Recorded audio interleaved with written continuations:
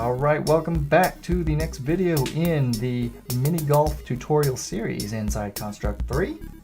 In the last video we set up more of the physics and conditions with our ball moving around. And one thing I should have added to the last video that I didn't is this little issue. This is really easy to fix. We aim, we shoot, and our little aimer thing follows us with the ball. So that's just cosmetic. Let's just go ahead and solve that problem now. So we're going to start by in the starter layout, let's add an action, and I want to go into our sprites, our aim, and I'm going to type in visible, set visible, and I want it to be visible. On the start of layout, I want it to be visible.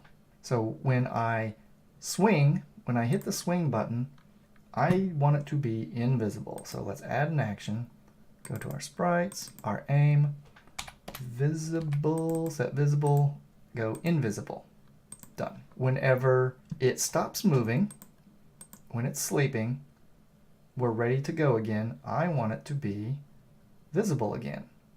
So I'll add an action, sprites, aim, visible, visible. And I'm going to move that up to underneath the angle. So it's going to set the angle first and then make it visible. Let's see if that solves everything. We aim, we hit, it goes away, it bounces around, can't do anything until it comes back, and it stops moving. There it is. And we can do it again. See, and now I can't move because I released it, but I can reset it, and now I can go again. So that was super easy. Should have left that in the last video, but I forgot. All right, we are going to get into the meter. And this is, it's not real complicated, but it does take some working out. So first off, I'm going to move my buttons into my sprites folder. Should have done that like 3 videos ago, but that's okay. So I'm going to come back to the layout, and I'm going to double click anywhere. And I'm going to add a sprite. I'm going to click anywhere to set it. And let's resize this to 30 pixels wide by 150 pixels high. And then I'm going to set the origin to the bottom middle. Now this is actually important. We got to make sure that our origin is at the very bottom of the meter or none of this will work. So, and really it could be bottom left, bottom right, or bottom middle, but it's going to make a lot more sense just being straight at the bottom in the middle. That's not so important. Let's fill this with whatever color you want your meter to be. I'm going to go with green. I'm going to pick a nice, annoyingly bright green, and I'm going to take the saturation down just a little bit, and then I'm going to fill it, and I'm going to exit out of it. I'm going to call this meter, and then I'm going to right click on it, clone the object type, place it off to the side, double click to go into it, and then I am going to hit C on the keyboard to clear. But everything else, because we cloned it, everything else is set the same. Our origin point, the size of it, everything is the same. So I'm going to go to the rectangle tool, and I'm going to pick a white color, and I'm going to say border, and a border thickness of 2. So with plain white in the rectangle, I'm going to start at the very top left corner, and I'm just going to drag out a frame for our meter. Everything else is transparent in the middle. I'm good with that. And I'm going to come up here, and I'm going to call this meter underscore frame. All right. If we place this somewhere over here, we can get this position. We can highlight it, Control C to copy, and then highlight this and highlight its position, Control V to paste, hit enter. And now, if your frame is not on top, then go ahead and right click your Z order and send the green one, the green meter object, to the bottom of the layer. Or if you have the subscription version, make sure that meter frame is above meter in your Z order. All right, we got our meter created. Now we just got to tell it what to do. I'm going to go ahead and save real quick. And let's hop over to the event sheet. And I would like to close some of these, but we're going to need them. So I'm just going to scroll down and I'm going to create a new group. I'm going to call this meter. And then inside meter, I'm going to add an event, sprites, aim, and I want to compare an instance variable of isAiming, and I want to know if isAiming is 1.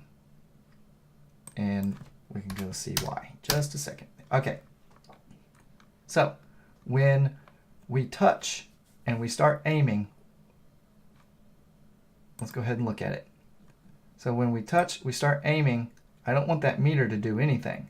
But as soon as I let go, then I can't touch and drag it anymore. It's ready to be told how hard to hit it, unless I hit reset, in which I want to reset the aim and the meter. But whenever I let go, I want that meter to start doing its thing. So exit out of that, and that's why we want on any touch end, we set aiming to 1. So as soon as we stop touching, aiming is 1. When aiming is 1, we want the meter to do its thing. Okay, I'm going to select the meter over here. Actually, I'm going to move both of these into my sprites folder. And I'm going to select the meter in the objects folder, and I'm going to come over here to edit behaviors. Let's add a new behavior, and I want the tween behavior. This tween behavior makes things so much easier. So now that we have the tween behavior, I also want to add an instance variable. So let's call this meter height, and we'll leave that at 0. Okay, so let's come back down here to our meter in our aim event, and we have our instance variable. When it is aiming is equal to 1, I want to do a lot of things. So we're going to add some sub-events because we're going to be doing a bunch of different things. So right-click on the event, say Add Sub-Event, and we're going to go into our sprites, our meter, and I want to compare the height. So let's go to size and position, and I have compare height. So when I want to say whenever it is less than the full height, I want it to grow up to that height. So I'm going to say less than, and we made that 150 pixels high, so 150. When the meter is less than 150 pixels high, I'm going to add an action, go to sprites, go to our meter, come down to tween, and tween one property. And that one property is going to be height. The end value is going to be 150 pixels. And the time that it takes, I'm going to say 1.2. We'll ease at linear and no for destroy. We're going to need to set another condition here. And I should have explained this when I made this instance variable. Meter height, we're going to use 0 and 1. And the 0 means the meter is all the way down, and 1 will mean that it's all the way up. I probably should have named it something different, but oh well. So I'm going to double click on this event to add another condition, and I'm going to pick sprites, meter, and I'm going to go to compare instance variable. The meter height is equal to 0. So that means as long as it is less than 150 pixels high and this instance variable is still set to 0, we can move it up to 150. All right, let's add another sub-event, and we're going to say when sprites meter, we're going to compare the height again. So when compare height, when it is equal to 150 pixels at its height, I want to, let's add an action, let's go set that instance variable to tell it that it has reached its height. So let's go into the meter, set the value of meter height to 1, and then let's go ahead and tween another property, meter, and we want to come down to tween one property, and that property is going to be the height, and the in value is going to be 1. It's going to take the same amount of time, 1.2 seconds, linear and no. So the reason we're going to say 1 is because over here on the layout, whenever it is at 1 pixel, remember our frame is 2 pixels, so whenever this green is at 1 pixel, you won't be able to see it. And it will actually still hold a value instead of 0, which will come into play here in a minute. Okay, now if you have this issue going on here like I do, this is a sub-event of this, which means this is its own event. So I need to move this in to be a sub-event of this. So I'm going to just grab in this blank area down here and drag it up till you see that line right there, and I'm going to drag it in until it matches on the left side with this side. So that's what it should look like, this aim and then these two sub-events. So I'm going to right-click on this aim event, and I'm going to add another sub-event, and then I'm going to say sprite, meter, and then let's compare the height again. Compare height. Whenever it is equal to that 1 pixel, we want to send it back up. And we can do that by telling it to say, hey, we are at the bottom, which, as we discussed earlier, is 0. So let's add an action to that and say sprite, meter, scroll down to set value under instance variables, and we're going to set that to 0. And this will also need another condition of the meter height. So as long as the height of the meter is 1 pixel and our instance variable is 1. So let's double click on this event and sprites, meter, compare instance variable. As long as it has been set to 1, then we can change this instance variable back to 0, which will make this condition true again. That should make it go up and down. And let's play that and see what it looks like. So we move it around. As soon as I let go, it is having issues. It went down good, but it struggled to come back up, and now it's back at the top again. And we have some other issues. So to fix that problem, I know what's happening. Let's go up here to this first sub-event. Over here on the left side of it, double click, pick system, and type in trigger once.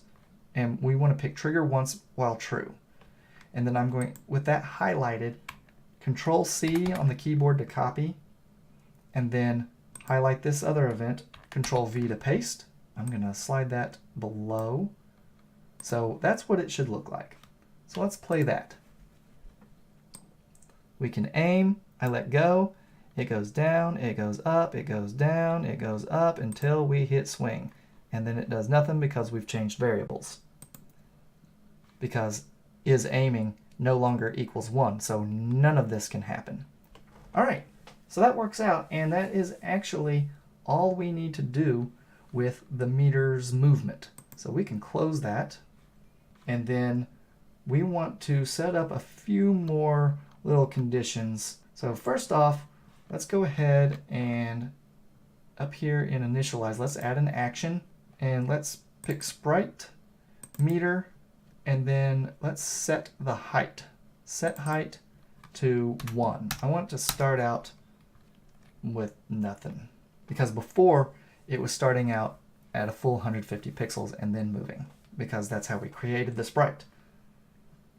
So I'm going to move this up, and we'll move these around a little bit later, but let's put it right there for now. All right, and then on reset, I want it to be reset down to 1. So let's come down here where we tap on reset in our reset group, add an action, go to sprites, meter, and come down to tween, and we want to stop tween. We didn't put a tag on it. It's the only tween object we have, so we don't need a tag. So we're going to stop the tween, and then let's add another action, go into our meter again, and let's set the height back down to 1.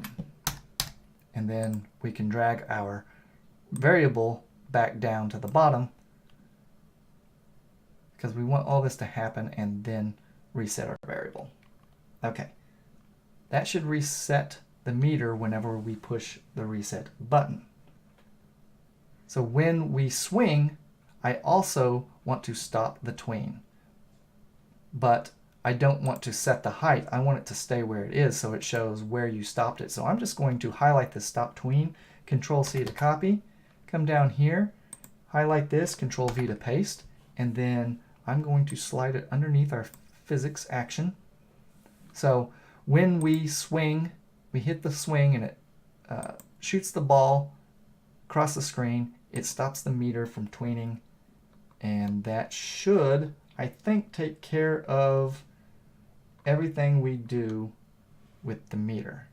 Oh, actually, when physics is sleeping, so whenever the ball stops moving, we stopped our tween up here when we shot the ball. So whenever it finally stops moving and we set up to shoot the ball again, I want the meter to go back down to 1 so that we can start from the bottom and tween up. So go to our sprites, our meter, and let's set the height, set height to 1. Okay, let's try that. Let's aim, we let go, our meter starts going, and whenever I hit the button, it stops. And as soon as the ball stops, the meter is reset. And we can do it all over again. There we go. Now, all we have to do is set up the meter to have an effect on how hard we hit the ball. For that, I'm going to create some global a global variable. So we can right-click down below everything in this blank space and pick Add Global Variable, and I'm going to call this Ball Velocity. And I'm going to set the ball velocity to 150. And if we scroll all the way to the top, there it is, global number, ball velocity equals 150. To make the ball shoot at where the meter is in its height, we are going to come down to our swing group. Let's double click on it to go into it, and instead of saying impulse 20, we want the impulse to be the value of the meter height. So meter, that gives us our meter object, dot height. Let's go ahead and do that. Let's see what that does. We aim. So if we let the meter even, well, I'll show you, really high, boom, it just shoots it way too fast, right? So what if we just shoot it really soft? I'll shoot it this way. I'll let it get really low, and it goes the length of the screen when it's really low. So we want to tone down the velocity a little. So let's go back into this action, and where it says meter.height, on the end of it, we're going to multiply that by 0.10. So what that says is we want wherever the meter is in height. And remember, it's 150 pixels high. So if it's at, say, 100, somewhere right around here, then it's going to take 100 times 10, which is 10% of 100, and it's going to make it 10. This kind of tones it down to where it's not just slamming the ball all over the screen. Okay, so I'm going to move this down. Underneath the visibility, I'm going to move my set aiming variable down to the bottom. Let's go ahead and play that and see what we got. I can move my aimer around, and if I hit it really low, it barely moved at all. But then it stopped moving and it reset the meter. So I'm going to do it again. I'm going to do it low again, but not too low. There it is. So it's still working. It worked the first time too. It's just hit it so soft that it barely even moved. And then I'll aim it like that, and I'll do it a little higher, and then we can do it a little softer. So you see, our meter tells us how high or how hard we want to hit the ball. So also, oh, we stopped it on the reset. So if it goes, I can hit reset and it resets everything. Okay, that works too. All right, that was a lot on the meter, but it was actually, I think, kind of simple to set that up. So I'm going to end this video here, and in the next video, we are going to set up our logic for the hole, making the ball into the hole, and I will see you in the next video. Don't forget to save.